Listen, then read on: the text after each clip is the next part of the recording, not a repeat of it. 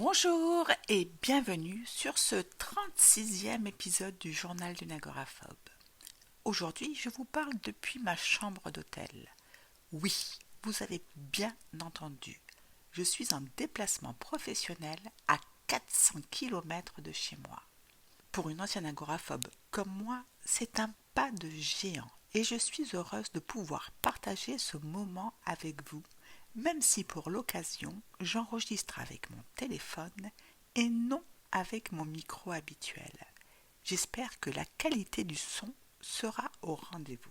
Comme vous le savez, on poursuit ensemble le défi J'envoie, un épisode par jour tout au long du mois de janvier avec une contrainte originale à relever à chaque fois. Aujourd'hui, la consigne est la suivante. Commence par la conclusion et remonte vers l'introduction. Remontons le fil de l'histoire. Donc voilà, aujourd'hui je suis ici, dans cette chambre d'hôtel, après avoir parcouru des centaines de kilomètres. Mais pour en arriver là, il a fallu du temps, des efforts et surtout beaucoup de travail sur moi-même. Mon parcours de guérison, il a été loin d'être linéaire. J'ai exploré de nombreuses voies.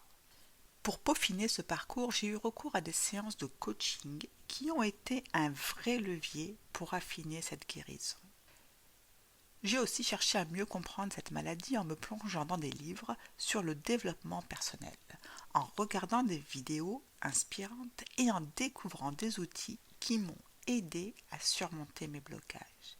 Et bien évidemment, des séances avec plusieurs psychologues, des thérapies diverses, en commençant par une thérapie cognitive et comportementale. Mais pourquoi tout ça ? Tout a commencé avec une attaque de panique mal gérée par le corps médical et moi-même. Cette expérience a marqué le début d'un long cheminement pour retrouver une vie normale et finalement me retrouver ici, dans cette chambre d'hôtel, à des centaines de kilomètres de chez moi. Conclusion. Ce déplacement est une véritable victoire pour moi. Il représente tout ce que j'ai accompli depuis cette première attaque de panique. Et c'est en grande partie grâce à ce travail sur moi-même que je peux, aujourd'hui, affronter des situations comme celle-ci. Je ne vais pas entrer dans les détails tout de suite, mais je vous décrirai ces différentes étapes au fil des épisodes. Après tout, c'est l'objectif de ce podcast.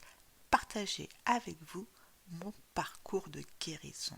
Peut-être que mes expériences vous inspireront, vous donneront des pistes ou simplement l'envie de parler de sujets qui, soyons honnêtes, sont encore bien trop souvent tabous.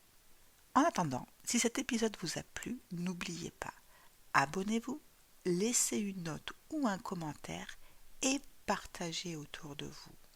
Vos retours me touchent énormément et me donne l'énergie de poursuivre ce défi au quotidien. Merci encore pour votre écoute et je vous dis à demain pour la suite du défi J'envoie.